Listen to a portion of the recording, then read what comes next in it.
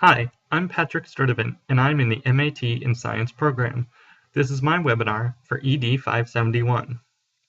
The book I chose to read was Classroom Management for Middle and High School Teachers, 7th edition. It's by Edmund T. Emmer, Carolyn Evertson, and Murray E. Worsham.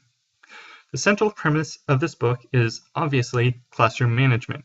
Specifically, it describes how to successfully manage your classroom, from the planning stage, before students ever set foot in the classroom, to implementing your classroom management rules and procedures at the beginning of the school year, to consistently maintaining a well-managed classroom throughout the rest of the year.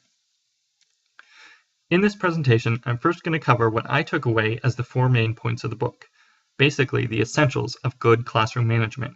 Set up your classroom, maintain appropriate student behavior, manage problem behaviors, and manage special groups of students. Then I'll cover 2 specific strategies to help you have successful classroom management: planning consistent, organized lessons and activities, and developing communication skills. Setting up your classroom is one of the major aspects of classroom management. One of the first things you should think about is thoughtfully organizing the classroom's physical space. A well-organized classroom will set up students for success. This includes bulletin board or wall space, floor space, the arrangement of student desks, your desk, your teaching area, an area for the overhead projector, and where other cabinets or miscellaneous objects might be able to fit within the room. You want to arrange all these things in a way that minimizes distractions and promotes on-task engagement. Another essential step is coming up with rules and procedures. Rules are the general expectations or standards you expect students to abide by. Procedures are the routines that describe how students will act or behave during certain activities. Make sure students are well aware of the rules and know why you've implemented them. You should also plan your expectations for academic work. First, decide on your grading and record-keeping systems. These may be school mandated, and in that case, find out what kind of flexibility you might have. Also, come up with procedures for monitoring student work and providing feedback. What will your procedures be for clearly communicating assignments? Will you write them on the board in the same place every day?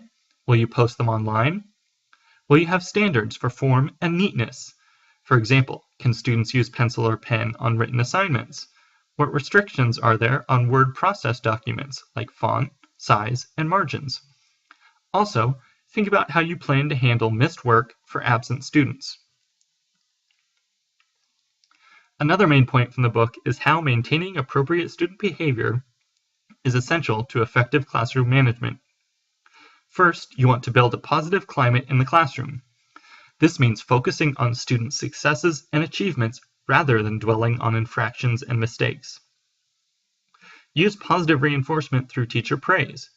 Other reinforcers, like incentives or rewards, can be used, but be sure to implement them wisely.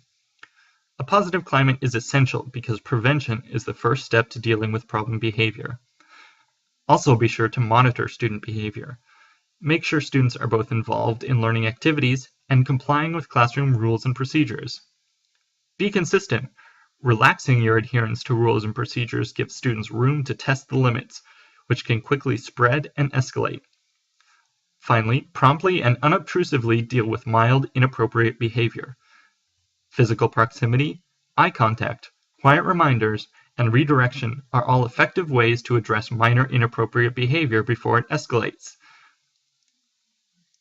Of course, all the prevention in the world isn't going to be 100% effective, so sometimes you're going to have to manage problem behaviors. Keep in mind that the degree of the intervention that you use should match the severity of the problem behavior. Mild misbehavior should only merit minor interventions, like those I just mentioned on the last slide. That is, interventions that are quiet, inconspicuous, and quick. Moderate interventions are more confrontational and should only be used for behavior that is becoming increasingly disruptive. Also, these interventions are mainly punishment-based and so should be used very carefully and only as a last resort. They may include withholding a privilege, isolation or removal, aka timeout, fines or penalties, or detention. Severe behavior problems and disruption require more extensive interventions, like behavior contracting, parent conferences, or a demerit system. Finally, aggression, Violence, bullying, and hostility toward the teacher are serious problems that may require outside assistance. You should involve a counselor, principal, or assistant principal, or again, the student's parents. The last main idea is that any teacher is going to interact with a wide variety of students, some of whom may belong to special groups. These students will need special classroom management considerations. If you're teaching general education classes, you're sure to be teaching heterogeneous groups of students. Be sure to assess entering achievement levels and skills at the beginning of the year. Then modify your whole class instruction in various ways.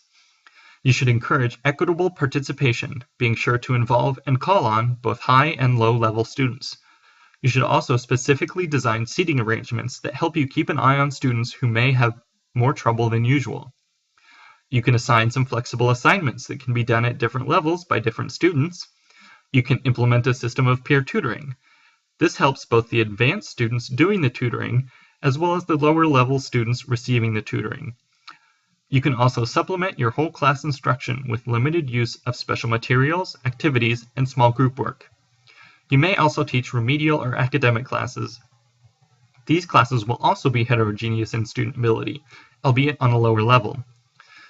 You should spend extra time on teaching your rules, procedures, routines, and expectations. Also emphasize daily and weekly grades.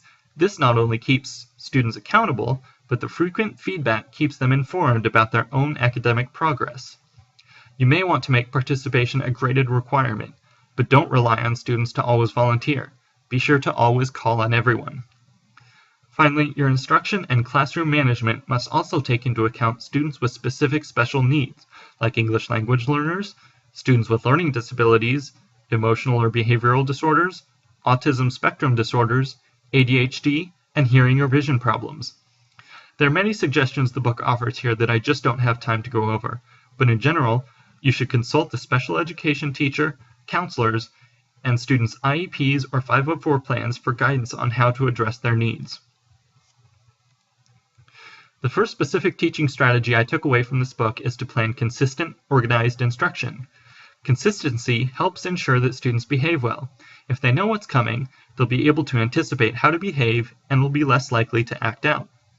Try sequencing classroom activities in a consistent way to help the class flow smoothly and at a brisk pace. For example, in a regular 50-minute or so class, you might start with an opening routine, move on to checking previous assignments, then spend some time developing content, then engage students in independent seat work, group work, or discussion, and finally close with a routine procedure. Or a block schedule class might go like the schedule shown on the right. Start with an opening routine, then 2 phases of checking, content development, and student activity, and finally, the closing routine. Keep in mind, you can vary this routine in predictable ways as well. You can switch the group work activity with content development to have learning cycle lessons, where students experience something first and then connect it to content. The second helpful strategy is to develop your communication skills. The book has suggestions for 3 different teaching-specific communication skills, particularly related to classroom management. First, constructive assertiveness.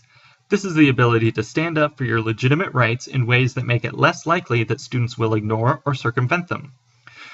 First, you should clearly state the problem or concern you're having with the student.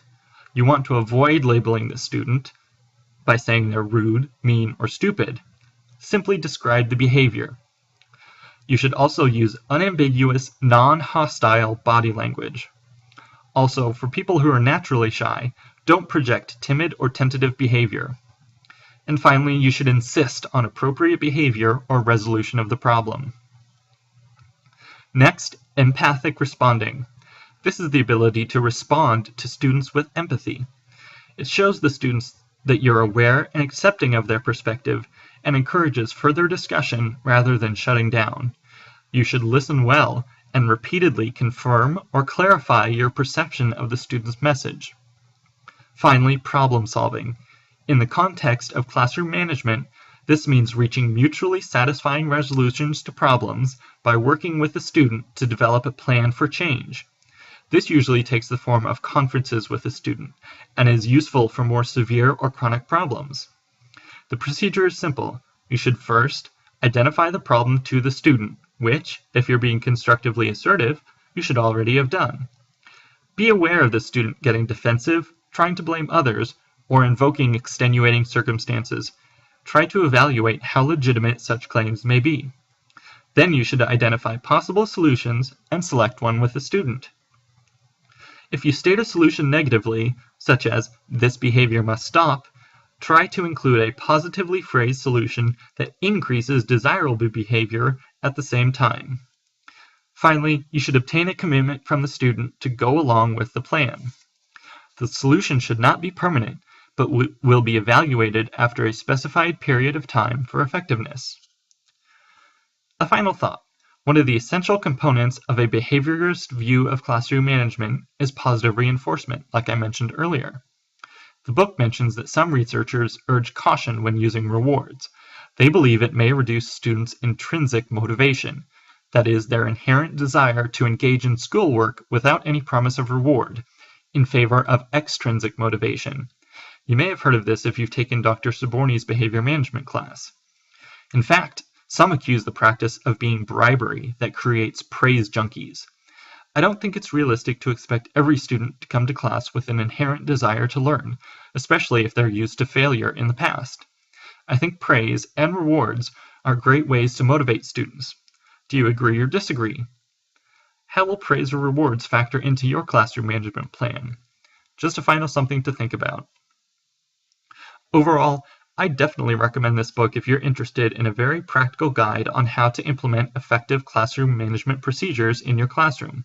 There's so much more in this book than I had time to talk about here. It's also really nice because it includes simple case studies, sources for further reading, and suggested activities to help you master the techniques they suggest.